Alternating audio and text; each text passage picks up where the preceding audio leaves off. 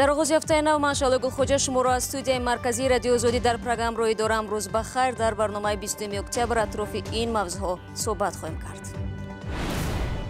بازگشت مهاجران تاجیک با خطسیر مستقیم. اولین اتوبوس از ایرکوتسک به دوشنبه رسید. مسافران میگویند 4 روز در راه بودند اما زیاد خسته نشدند. تاریخ چیپتای سمالیات حاضر 27000 روسی است. تاریخ این اتوبوس ما با 7500 روبل روسی با اینجا سفر کردیم. به حد ارزان نقض یگان کمبودی نیست. نه برق و نه هیزم و یا سردی در میکوبت. ساکنان دهات در وادی وخش از سرمای امسال نگرانند و میگویند برای زمستان آماده نیستند. هستای فکر بفکر میشه آدم میزه. هستای فکر. زمستان چخیر میزگرم مثال بیکاری.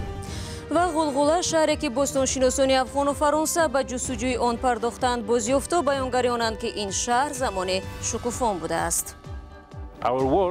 هدف ما معلوم کردن آن است که در اینجا کیها کی و چگونه زندگی میکردند.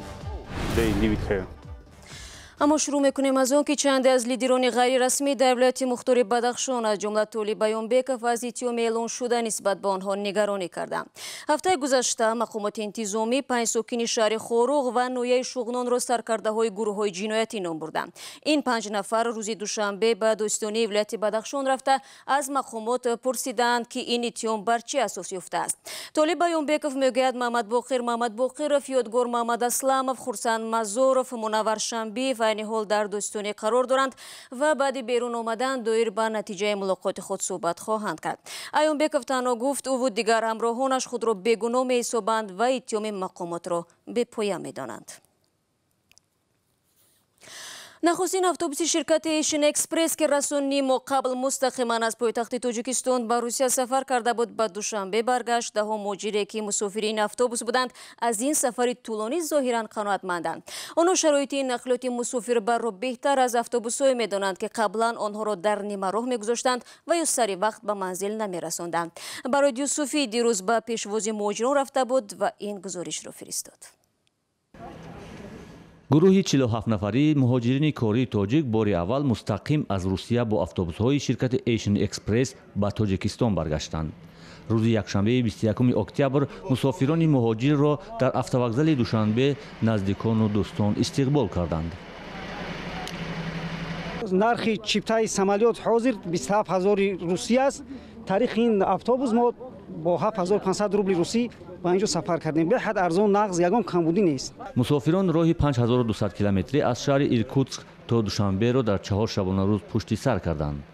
آنها میگویند هرچند راه طولانی بود اما بنابر شرایط خوبی اتوبوس چندان اذیت نکشیدند و زیاد خسته هم نشدند. ایسه رفتیم خیلی خوجان رفته بودیم. خوجان با اتوبوس‌های مایده چکتی با بردن گرانیسی ازبکستان با وجود با ماتیسچا بوده با قزاقستان بردن. قزاقستان با اتوبوس بار کردن. همون خیلی 6-7 روز رفتیم رسیدیم تو کراسنویارسک. حاضر همون کراسنویارسک مدتی 3 شبانه روز اومدیم. قبلا شرکت ایشن اکسپرس اجازه خارج شدن از مرز تاجیکستان را نداشت و مسافرانی را که به شهرهای روسیه سفر می‌کردند با اتوبوس‌های خود تنها تا مرز ازبکستان می‌رساند. قبلا مسافران شکایت می‌کردند که بعداً دردسر و اذیتشان بیرون از مرز تاجیکستان تا رسیدن به نقطه نهایی در شهرهای روسیه شروع می‌شد. از شرایط بعضی اتوبوس‌های کهنه شکوه داشتند که در هوای زمستان سرد و در تابستان مثل گرمابه بود و بعضا وقت چند روز را برای تعمیر اتوبوس در راه می‌گذراندند. از قزاقستان و دیگر جاها و بیشکک، از بیشکک و دیگر کراسنویارسک از اونجا با پاییز رفتیم. عذاب کمتر عذاب بود. حاضر 1000 متر شکر که اتوبوس پراموی همینجا میآید. سفر نخستین مستقیم اتوبوس‌های شرکت ایشن اکسپرس از دوشنبه به شهرهای مسکو و ایرکوتسک روسیه 8 اکتبر سال جاری شروع شد. مسئولان شرکت میگویند هرچند سفرها در حال حاضر چندان سودآور نیست اما برای به طور منتظم و به مقام خطسیر رسمی شناختن سفرهای مستقیم به روسیه این خطسیرها را باز کردند. از این طرف ما همگی 17 و نفر مسافر داشتیم. انا از آن طرف آمدن 47. در یک گرانیسو وقتی ما به حد زیاد گرفتم بودن سبباش بودن البته این جای گفتنش هم نیست این سببا اوجه آیسته آیسته خودش اولین مرتبه که بود برای هوای کمتر وقتی ما رو گرفتن. ҳамасола ҳудуди 1 миллион муҳоҷири кораи тоҷик аз тоҷикистон ба русия сафар мекунад. қисмати аъзами онҳо бо қатора ва ҳавопаймо сафар мекунанд. аммо ҳар сол дар баҳору тирамоҳ авҷи сафар ва бозгашт қимати билети ҳавопаймо гарон мешавад. барои муҳоҷирини кораи тоҷик ки бо 100 азият дар ғарибӣ пул дар меёбанд қимати роҳгирои сафар ба русия хеле муҳим аст.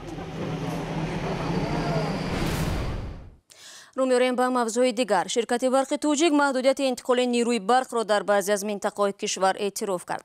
ساکنان برخی از شهر و ناحیه‌های کشور بیش از یک ماه باز شکایت دارند که در یک شبانه روز تنها از 5 تا 10 ساعت نیروی برق می‌گیرند. مسئولان شرکت برق توجیک امروز گفتند در سیستم انرژتیکی آخرین کارهای تعمیری پروفیلاکتیکی دستگاه‌های عظیم ادامه دارند. از این خاطر در بعضی مناطق‌های تاجیکستان انتقال برق زینه به زینه قطع می‌گردد. به قول این نهاد چنین تدبیر موقتی است و برای خوبتر با برق تامین نمودن مشتریان در دوره زمستان راه اندازی شده است. در ادامه همین موضوع از نگرانی ساکنان یک دهه برای شما قصه میکنیم که سردی غیر انتظار امسال با مشکلات بیشماری آنها دردسری بیشتر را جمع کرده است. آنها میگویند به زمستان هنوز آماده نیستند و نمیدانند آن را چگونه سپری خواهند کرد. اگر در سالهای قبلی کلبه‌های تاریک و بدون برقشان را با هیزم روشن و گرم میکردند، حالا این امکانات را نیز از آنها گرفتند. رستم جانی موضوع را ادامه میدهد. دهه آقمزار در وادی وخش جایگیر است. اینجا در قیاس به دیگر منطقه های تاجیکستان اقلیمی گرم داشت، اما امسال یک بار سرد شد. سفر ماه را این تغییرات ناگهانی آب و هوا نگران کرده است. از سحر تا بیگاه برق ندارند، چون که در تاجیکستان امسال بر وقتتر برق را محدود کردند. این خانواده میانه حال 9 نفرند و بیشتری آنها خردسالند. یا پیشکه در خونه شنودگی خیلی هم همین 9 نفر ما هممون الان میکنیم خب سر هم لخچم را میبریم گیدم میشیم چی میکنیم. در این جاها پیدا کردن وسایل گرمدهی کار است دشوار. پولی که پسرانی سفر ماه از 10 مردگی مییابند به روزگار نمیرسد، چی رسد به خریدن انگشت. تا این وقت تپکی که از چاروا میگرفتند مشکلشان را آسان میکرد. گرمی خانه در فصل زمستان از طلبشوی 16 ساله وابسته است. او هر روز از چندین کیلومتر دوری با خر هیزم خزینه می کرد. میریم هیزم میاریم کم دادم که طلبشو یگانه کمک رسان برای مادری تنها و یک همشیره اش است. او تحصیلش را از صنف 9 قطع کرد تا کار روزگار را کند. هیزم را کم آوردیم که نمیرسوند این زمستان ما با چی میگذارد؟ خنوکی. هم طلبشا و هم مادرش به این فکر افتادند که با این هیزم کم زمستان سرد را چگونه پسی سر خواهند کرد. هستی فکر میشه آدم میزد. هستی فکر. زمستان چخیل میزگرم مثال بیکاری. ساکنان نادار آقمزار نهالهای خشک جنگل را برای هیزم جمع می کنند، اما اکنون جنگل ها صاحب پیدا کردند. زمینور خریدگی هم ما میریم خواهیم با جنگ جانجور میریم ویزی میگیریم یوری رادا میقبند میگن اشترافش وزین ایتا و تامی. میزان اندوه ساکنان این ده را از ابرهای آسمان پی میبرید. هر قدر ابرها سیاه و زیاد شوند همان قدر بر غم ساکنان میافزاید، چون که در پیشاروی زمستان سرد در این بیبرقی و بی آبی و بیهیزمی فقط به سخاوت آسمان امید میماند. شما برنامه خبری رادیو آزادی را تماشا دارید. فروم جهانی اقتصادی در گزارش نوی خود که روز 19 اکتبر به نشر رساند 140 کشور دنیا را از نگاه گسترش رشوه‌خوری رده‌بندی کرده است. در گزارش سازمان به هر کشور از 0 تا 100 خال داده است. تاجیکستان در این رده 21 خال گرفته در شفاعت کنگو و کامبوجا قرار گرفته است. همکارم عبدالله شروع به تحقیق این موضوع مشغول بود و حالا با ما در استودیو است و تفصیلات را از او میپرسیم.